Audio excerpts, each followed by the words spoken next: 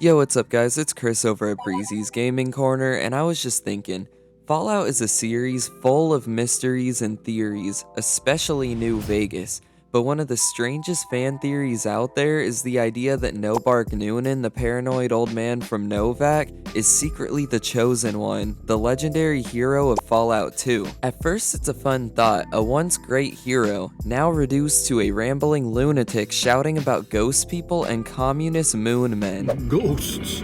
Commie ghosts who don't know they're dead. Hoping to steal our rockets so they can fly up and paint the moon pink and draw a Lenin face on it. Very Fallout, right? But today, we're going to be digging deep into the timeline, the lore, and the canon fate of the Chosen One to figure out if this theory actually holds up.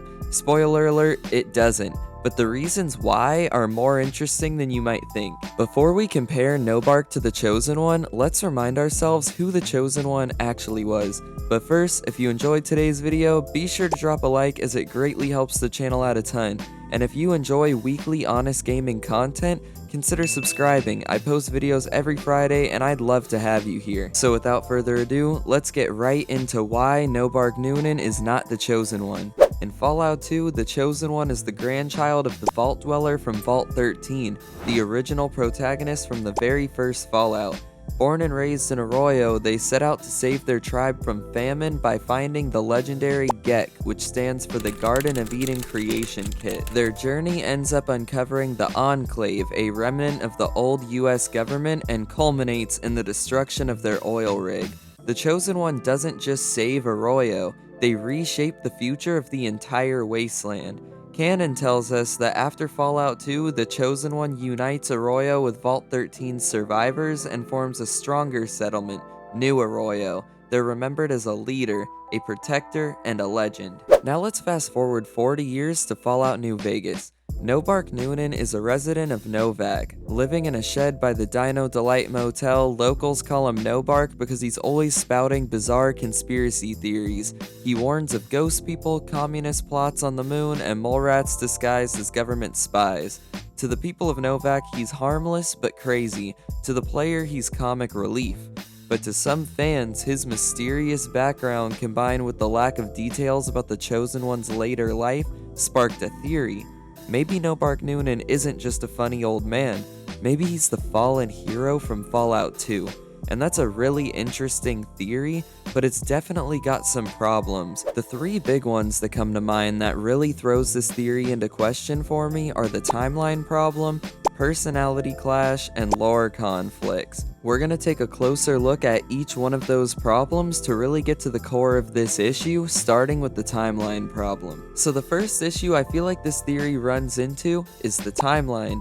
Fallout 2 happens in 2241, New Vegas happens in 2281. That's a 40-year time gap.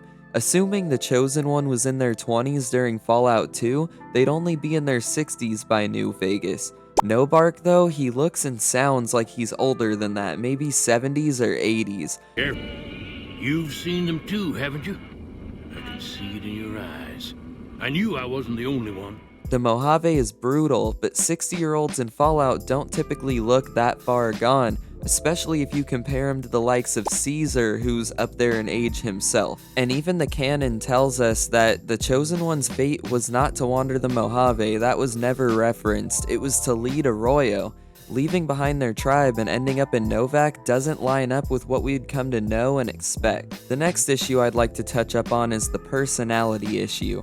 The Chosen One is flexible in Fallout 2. They can be kind, cruel, brilliant, or dumb depending on how you build your character. But even in low intelligence playthroughs, they function as a survivor and a problem solver. They're capable of defeating the Enclave, negotiating with factions, and making history.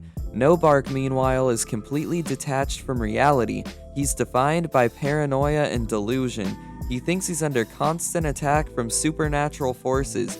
He warns of invisible monsters and conspiracies that to simple people don't exist, even though he might be right. Could trauma or old age explain this decline? Well, possibly. Fallout's had characters who have snapped before, but if this was intentional, the writers would have left clues. With Marcus, they connected him back to Fallout 2 explicitly. We were looking for a GEC to save the village of Arroyo. Eventually, we did. Nuked an oil rig in the process. We went separate ways after that. I went east into the Rockies looking for other mutants like myself. Don't know what happened to my friend. I got a feeling it turned out all right in the end. With No-Bark, there's next to nothing aside from the crashed highwayman right outside of NVAC. The biggest problem that I have with this theory, however, is the canon itself. The Fallout Bible, written by Chris Avallone, pardon if I butchered the name, makes it clear. The Chosen One founded New Arroyo and remained its leader. That's their legacy. Their descendants continue that role. Nothing suggests they abandoned their people and wandered south. Obsidian had no problem referencing Fallout 2 directly. Marcus appears in Jacobstown as a direct continuation of his Fallout 2 story. If they wanted to sneak in the Chosen One, they could've, and they would've done it in a similar way. Instead, No-Bark's backstory is intentionally vague. He's just a Mojave eccentric, not a fallen legend, and it is quite possible maybe Obsidian made it so vague to spark this issue in the first place and have fans thinking. So if the evidence doesn't support it, why does this theory exist in the first place? It comes from Fallout's love of irony. Fans like the idea that a great hero could fall from grace, reduced to a joke character nobody believes. That feels very Fallout. It also comes from how Obsidian filled the Mojave with Easter eggs and callbacks. When fans see a strange NPC with no backstory, they naturally start connecting dots. And let's be honest, the idea of the Chosen One still being alive in 2281 is cool, even if it's not necessarily true or canon. Well, let's play devil's advocate for a second. Could No-Bark Noonan really be the Chosen One? You could argue the years of trauma and battles with the Enclave or exposure to radiation and chems left scars. Maybe the Chosen One grew bitter, abandoned Arroyo, and drifted into obscurity.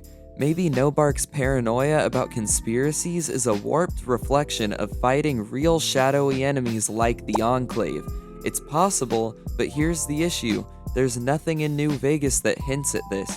No notes, no dialogue, no subtext, nothing.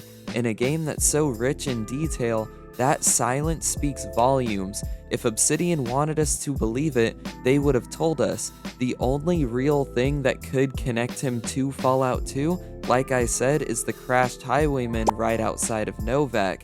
But is it a coincidence that the two locations are so close to each other? It very well might be. At the end of the day, No-Bark Noonan is one of the most mysterious NPCs in the entirety of Fallout New Vegas, but I do firmly believe that he is not the Chosen One.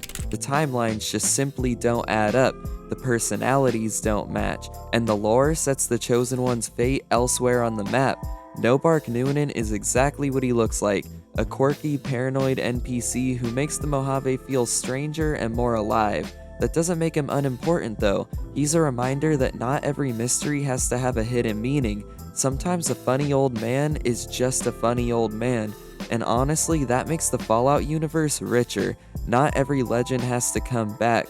Some fade into history, and others, well, they just yell at tumbleweeds outside their shack. What about you guys? Do you think Obsidian should have included the Chosen One somewhere in Fallout New Vegas? Do you still think that No-Bark Noonan is the Chosen One even after all this evidence? Let me know in the comments below. I love hearing what you guys have to say. And as always, if you enjoyed today's video, be sure to drop a like as it greatly helps the channel out a ton.